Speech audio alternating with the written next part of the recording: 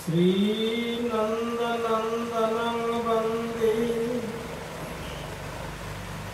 श्रीराधिकचरणद्वयम् गोपीजनसमायुक्तं श्रीवृन्दावनमनोहरम् वृन्दाय तुलसीदेवै प्रिया वै केशवस्य च विष्णुभक्तिप्रदे देवी सत्यवत्यै नमो नमः। श्रीकृष्ण चैतन्य प्रभु नित्यानंद श्री अद्वैत गदाधर शिवासादि गौरभक्तवृंद। हरे कृष्ण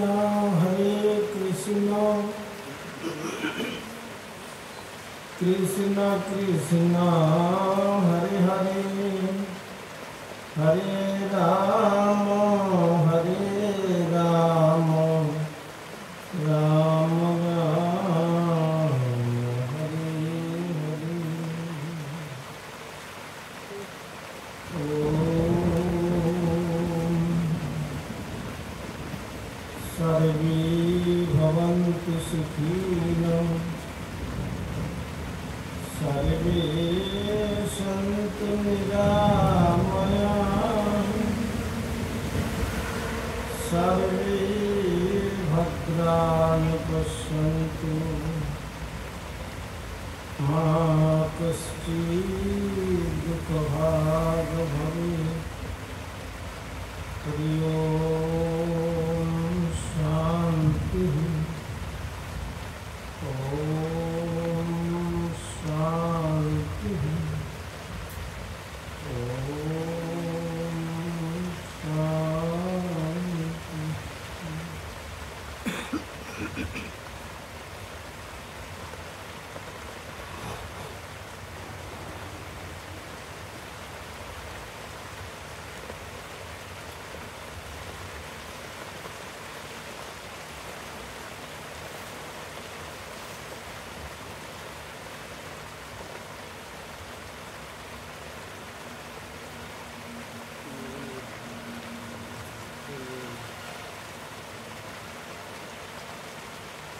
আমরা বিগত কইল আস্বাদন করেছিলাম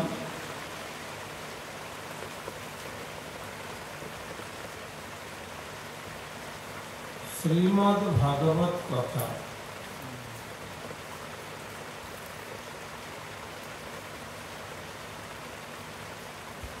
সেই শ্রীমদ্ ভাগবত সম্বন্ধে শেষ পর্যন্ত আমরা শ্রবণ করেছিলাম। এই শ্রীমদ্ ভাগবত তাতে একটি ভবপারের তরণীরূপে বেদব্যাস নির্ণয় করেছে।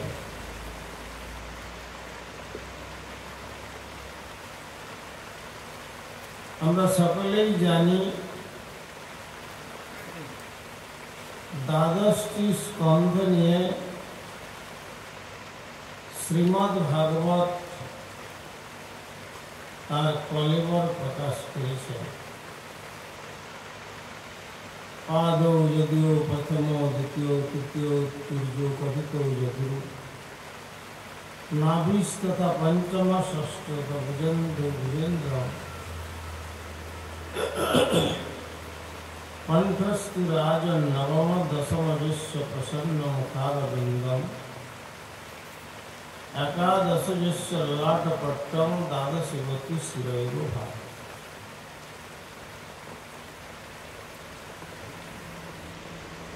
এইভাবে দ্বাদশটি স্কন্ধে ভগবানের দ্বাদশটি অঙ্গকে স্থান লাভ করেছেন এই শ্রীমদ্ ভাগবত।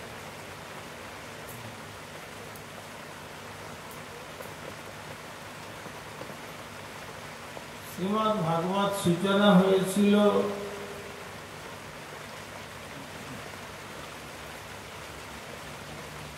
ব্রহ্ম শাককে উপলক্ষ করে।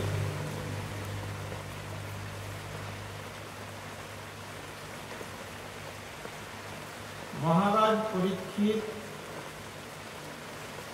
সপ্তদ্বীপা মেদিনীর অধীশ্বর,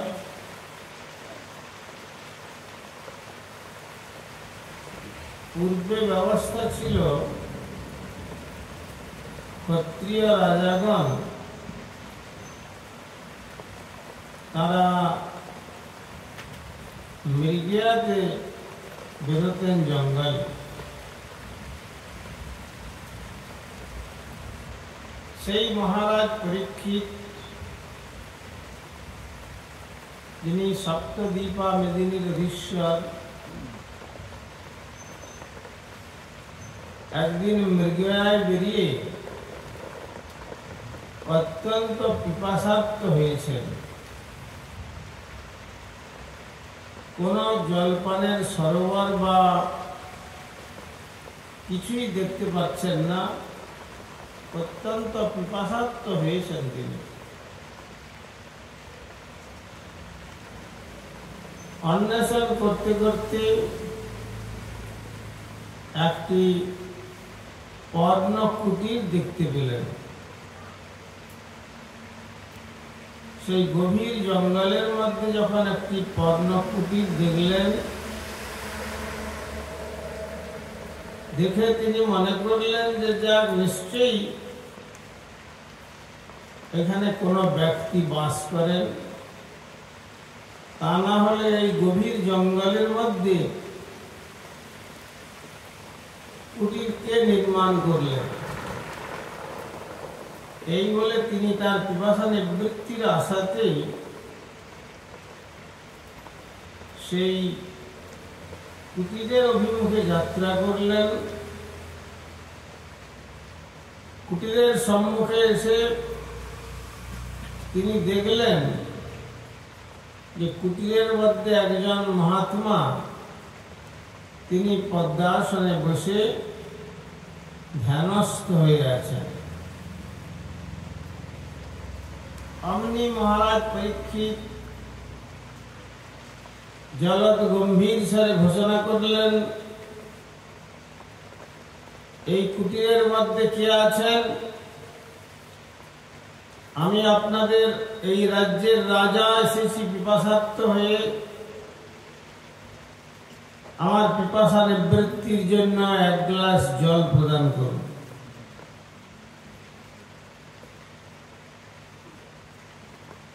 তিনি বহুবার প্রার্থনা করা সত্ত্বেও সেই মহাত্মা তিনি ভগবত চিন্তনেতে সমাধি দশা প্রাপ্ত হয়েছিল। সমাধি দুই প্রকার হয়, একটি হলো নির্বিকল্প আর একটি সবিকল্প। নির্বিকল্প সমাধিতে দেহ ছেড়ে আত্মা ভগবত রাজ্যেতে বিচরণ করে, আর সবিকল্প সমাধিতে আত্মা দেহ ছেড়ে গমন করেন না, বা দেহটা যে জীবিত আছে সেটা লক্ষণের দ্বারা, শ্বাস প্রশ্বাসের দ্বারা, অঙ্গের তাপের দ্বারা সেটি অনুভব করা যায়। এদিকে মহারাজ পরীক্ষিত যখন বারবার পিপাসার্ত হয়ে জলের জন্য প্রার্থনা করছেন, কিন্তু ভিতর থেকে কোনো সাড়া পাচ্ছেন না, বা সেই ঋষি অথবা কাউকে দিয়ে তিনি জল প্রদান করছেন না। তখন রাজার অভিমান হলো যে আমার রাজ্যের প্রজা এরা, কিন্তু আমি পিপাসার্ত হয়ে জল প্রার্থনা করছি, আমাকে এত অভিমান যে আমাকে অভিমানের উচ্চ শিখরে বসে উপেক্ষা করছেন। এক গ্লাস জলকে আমি রাজা হয়ে আমি আমার প্রজাদের কাছে প্রার্থনা করতে পারি না? আচ্ছা, আমি এর উপযুক্ত শাস্তি দিচ্ছি। এই বলে যখন তিনি ফিরে যাচ্ছিলেন, তখন দেখলেন পথে একটি মৃত সর্প পড়ে আছে। তখন ধনুকের অগ্রভাগ দিয়ে সেই মৃত সর্পটিকে তুলে তিনি ওই যে কুটিরের ভিতরে ঋষি নির্বিকল্প সমাধিস্থ তার গলায় জড়িয়ে দিলেন। গলায় জড়িয়ে দিয়ে তারপরে তিনি বলছেন, যেমন আমাকে অপমান করেছে, জল দান করে নাই, তেমনি আমিও উপযুক্ত শিক্ষা প্রদান করে গেলাম।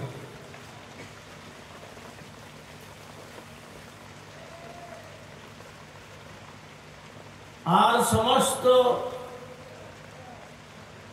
ঋষি বালকেরা অনতি দূরে খেলাধুলা করছিলেন। তারা এই দৃশ্য দেখতে পেলেন দূর থেকে। আর পুত্র শৃঙ্গী সরোবর থেকে জল আনতে গিয়েছিলেন। কলসি ভরে তিনি জল নিয়ে আসছেন পিতার তর্পণ কার্যের জন্য।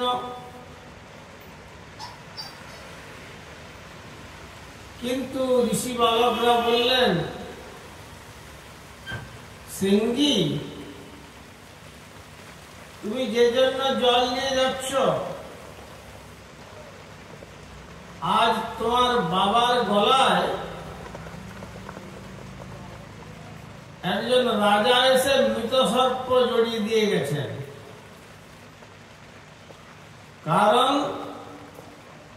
কারণ হলো যে তিনি পিপাসার্ত হয়ে এসেছিলেন, জল প্রার্থনা করেছিলেন, তাতে তোমার পিতা শ্রমিক, তার কোনো প্রত্যুত্তর না দেওয়ার দরুন তিনি এইভাবে তার গলায় মৃত সর্প অর্পণ করে গেছেন। সঙ্গে সঙ্গে ঋষি বালক এই কথা শ্রবণ করে ক্রোধোদ্দীপ্ত অন্তঃকরণে যে কলসিতে করে তিনি জল আনছিলেন, তার থেকে এক অঞ্জলি জল বাইরে নিয়ে মন্ত্রপুত করে তিনি ধরাবক্ষে নিক্ষেপ করবার পূর্বে তিনি বললেন, যে হতভাগ্য জীব আমার পিতার গলায় বিনা দোষে এই মৃত সর্প জড়িয়ে গেছে, তার ফলশ্রুতি আজ থেকে 7 দিনের পর সপ্তম দিবসের অন্তিম লগ্নে তক্ষক দংশনে তার মৃত্যু হবে। এই বলে এই অভিশাপ দিয়ে এই ধরাবক্ষে জলটিকে ছুঁড়ে ফেলে দিলেন।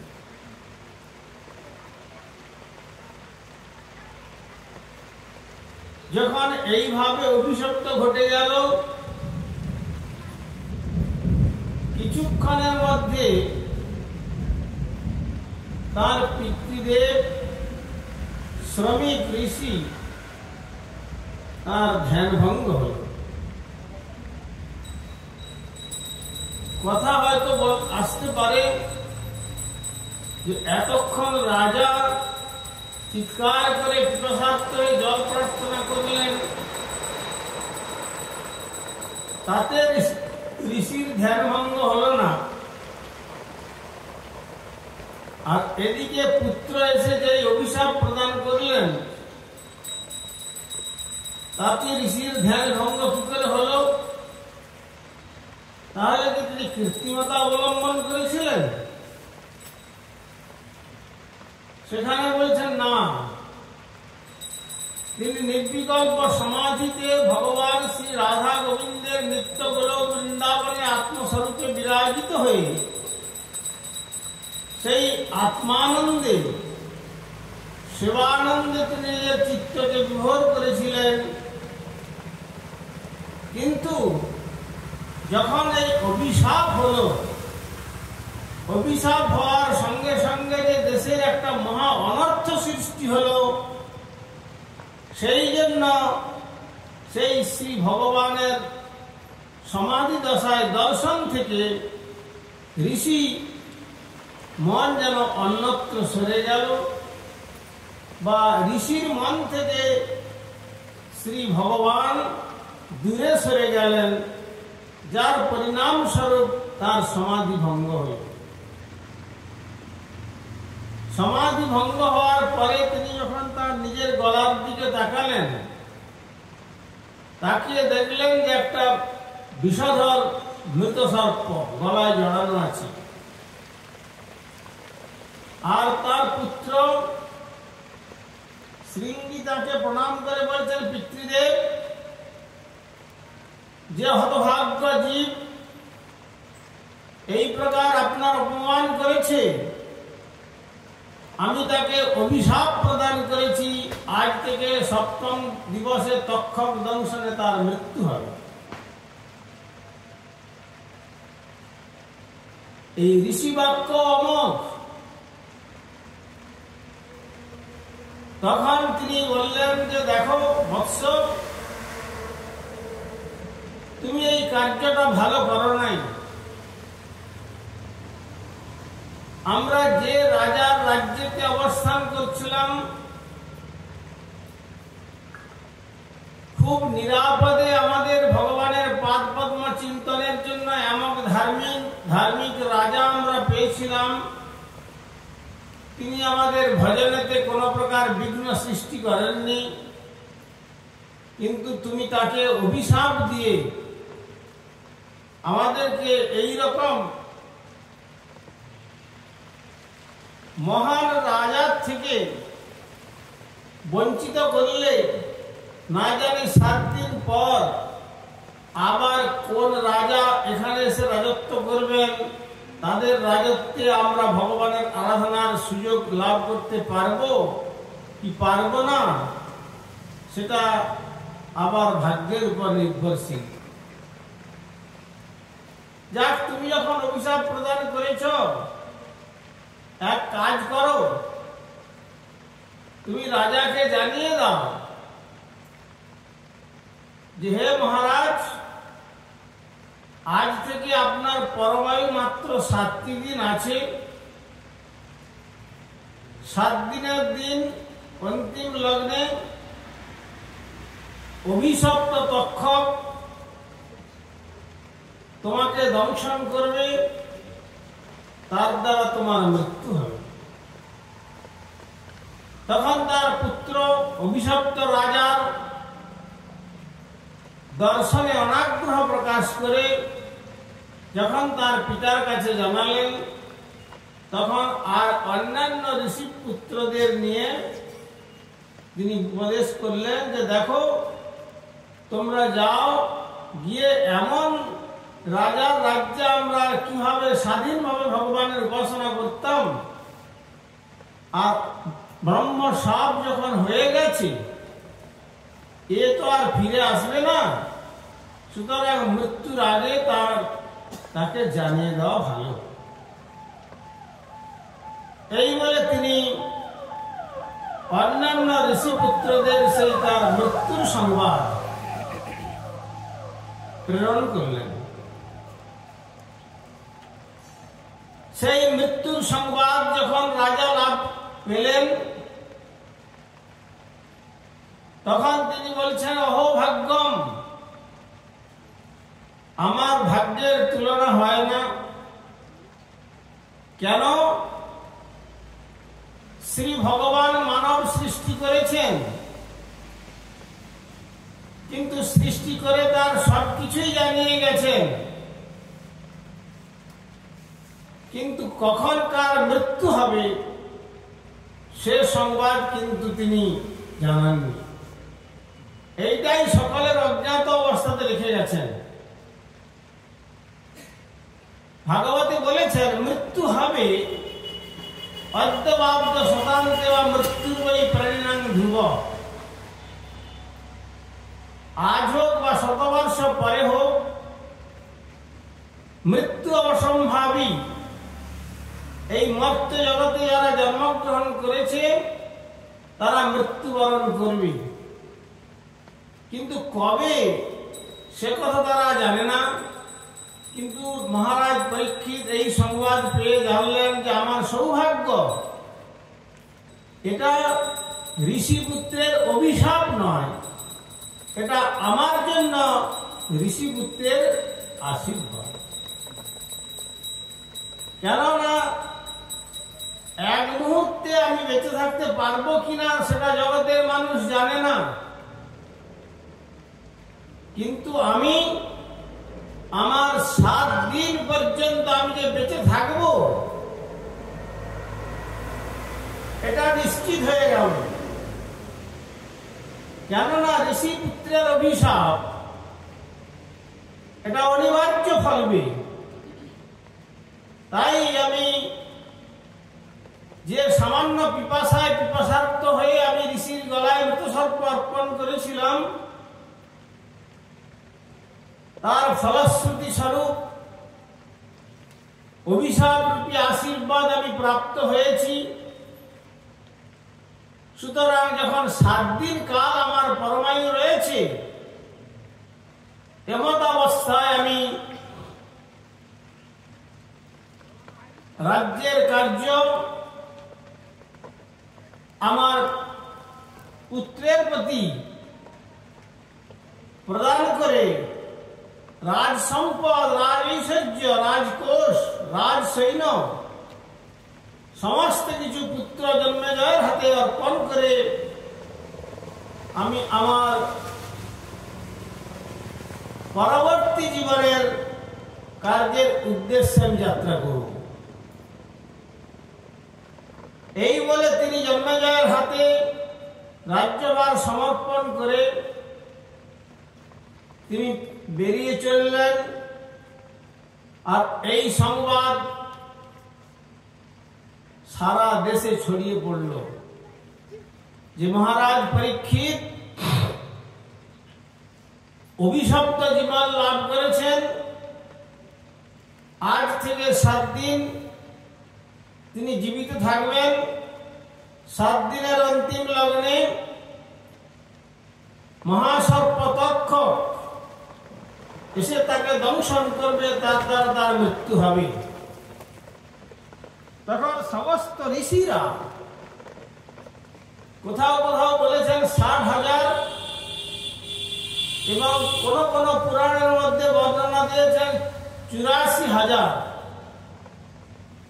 ব্রহ্মর্ষি, দেবর্ষি, রাজর্ষি, মহর্ষি, তারা সকলেই সেই রাজার পশ্চাৎ অনুসরণ করছেন এবং সকলের মুখে একই কথা ছিল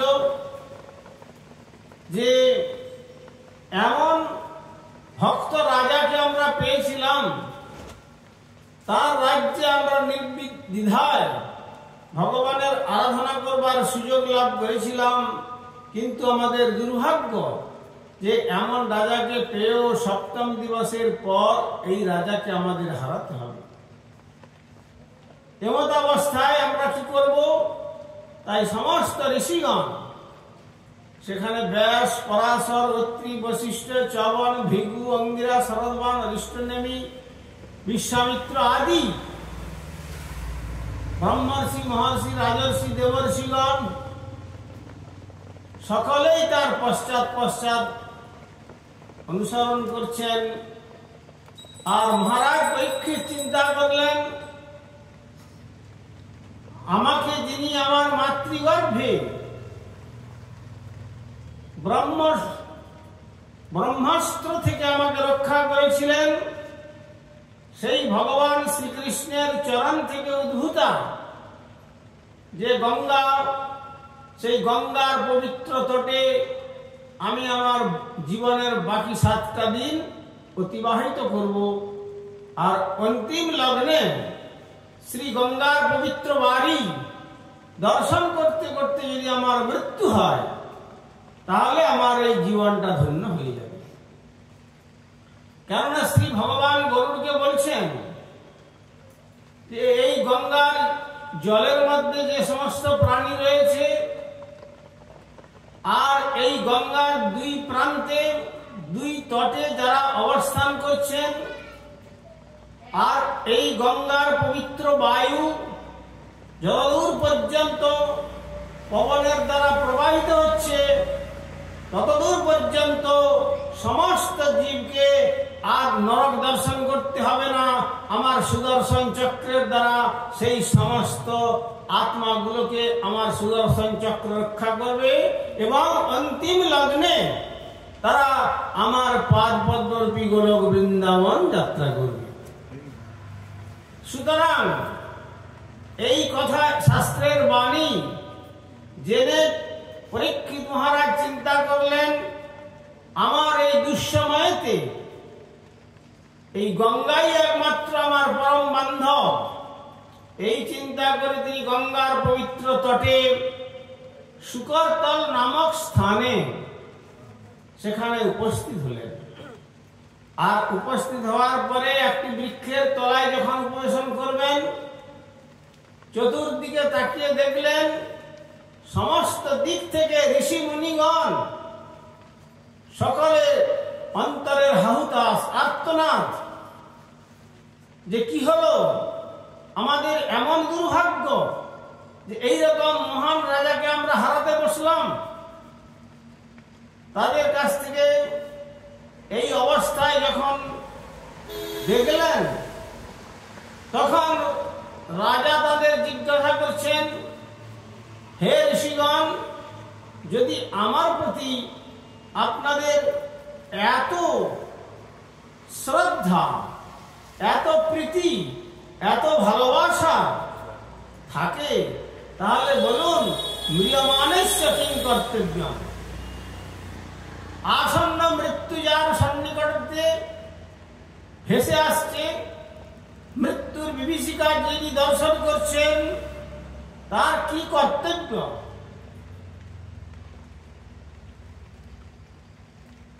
যখন এই কথা জিজ্ঞাসা করলেন, তখন কোন কোন ঋষি বলছেন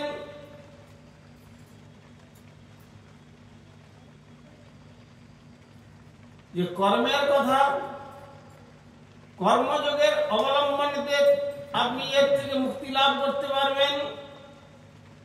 কেউ বলছেন জ্ঞান যোগের কথা, কেউ বলছেন কঠিন তপস্যার কথা, কেউ বা বলছেন ধ্যান ধারণার কথা।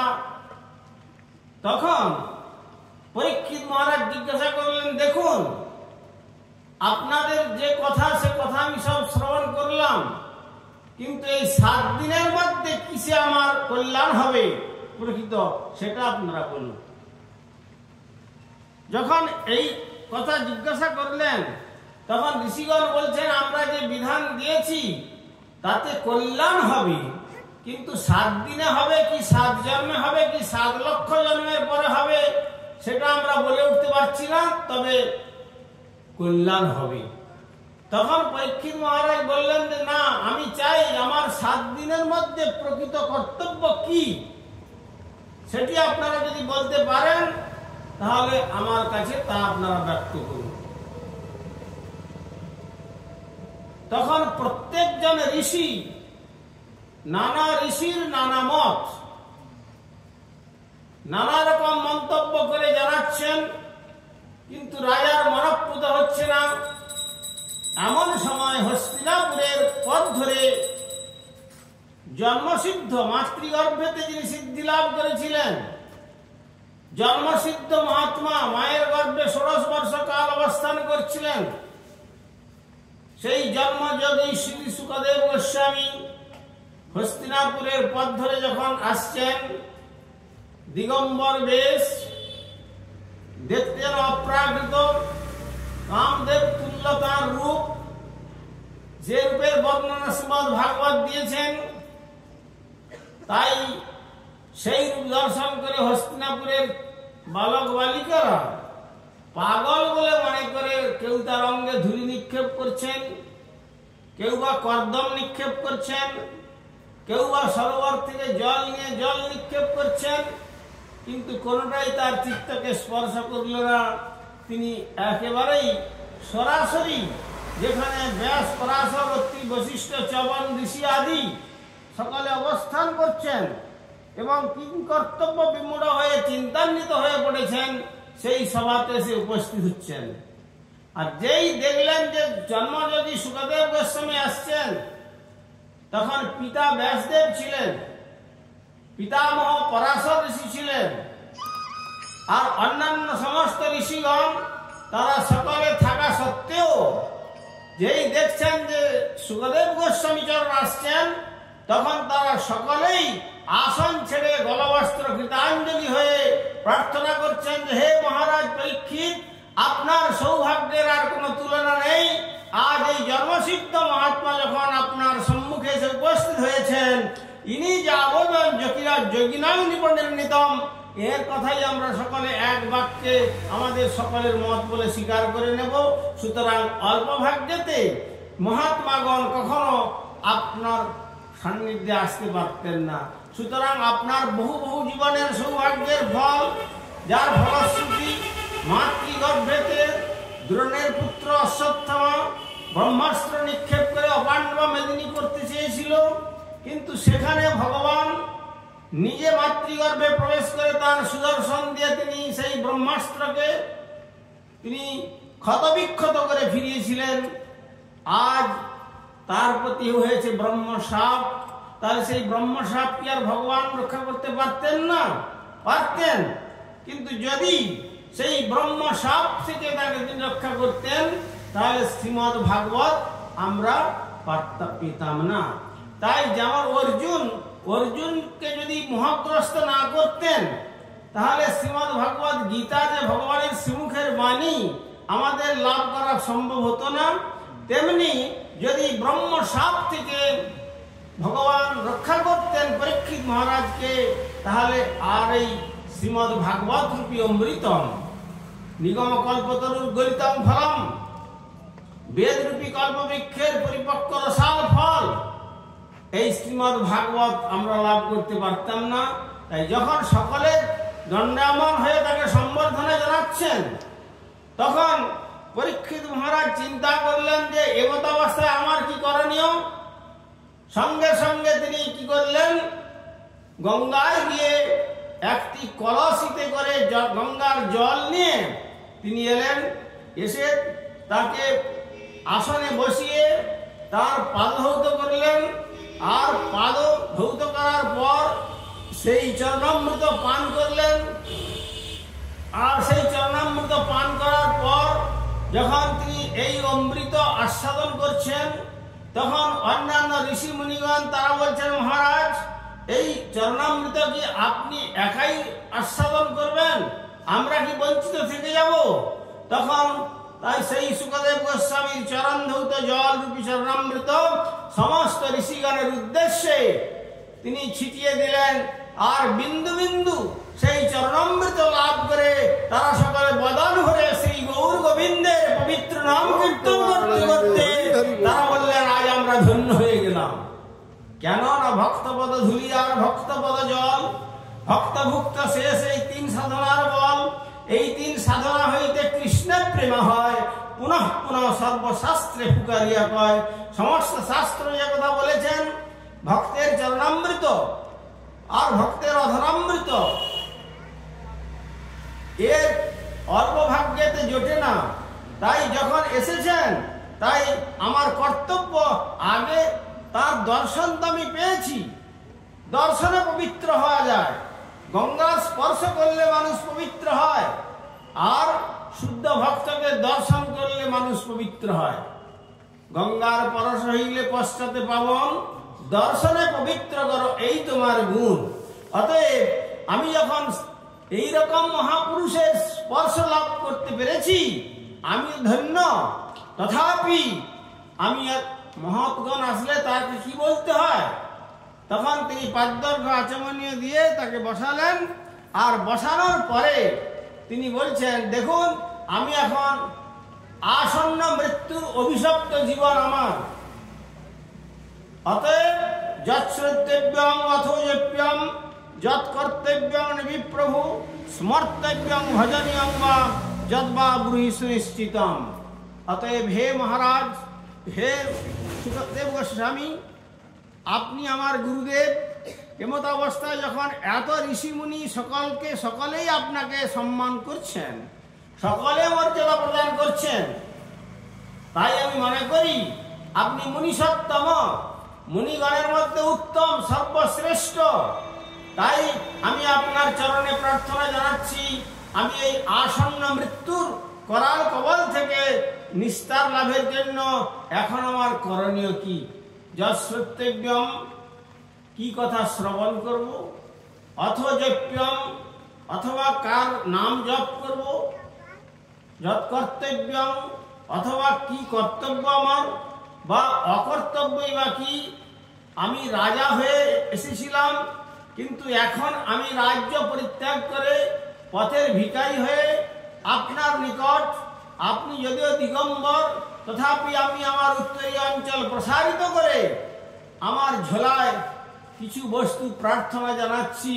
সেই প্রার্থিত বস্তু আপনি কৃপাপূর্বক আমার উত্তরীয় অঞ্চলের ঝোলাতে আপনি প্রদান করুন। কে প্রার্থী হচ্ছেন এখানে? ভাগবতের বক্তা কে হচ্ছেন আর ভাগবতের শ্রোতা কে হচ্ছেন? দেখুন, ভাগবতের শ্রোতা হচ্ছেন সপ্তদ্বীপা মেদিনীর অধীশ্বর। জম্মুদ্বীপের অন্তর্গতই ভারতবর্ষ একটা দ্বীপের অংশ। এইরকম 7টা দ্বীপ নিয়ে হলো পৃথিবী। এই পৃথিবীর রাজা ছিলেন মহারাজ পরীক্ষিত। পৃথিবীর রাজা তিনি হচ্ছেন প্রার্থী। গলবস্ত্র কৃতাঞ্জলি হয়ে তিনি প্রার্থনা করছেন। আর যিনি দাতা, বাসনার বস্ত্র পর্যন্ত যার অঙ্গকে স্পর্শ করে নাই, এমন যে দিগম্বর বেশ, যাকে সাধারণ রক্তবংশের কোনো ভাবনাই তার চিত্তকে স্পর্শ করে নাই, এমন ব্যক্তি হলেন দাতা। আর পৃথিবীর অধীশ্বর, পৃথিবীর রাজা তিনি হলেন গ্রহীতা। অতএব সেখানেই ভাগবত আশ্রিত হতে চলেছেন। শ্রীমন মহাপ্রভুর ইচ্ছা হলে এরপরের বিষয়ে আমরা আগামীকাল আলোচনা করব। বাঞ্ছা কল্পতরুভ্যশ্চ কৃপা সিন্ধু ভৈবচ পতিতানাং পাবনেভ্যো বৈষ্ণবেভ্যো নমঃ।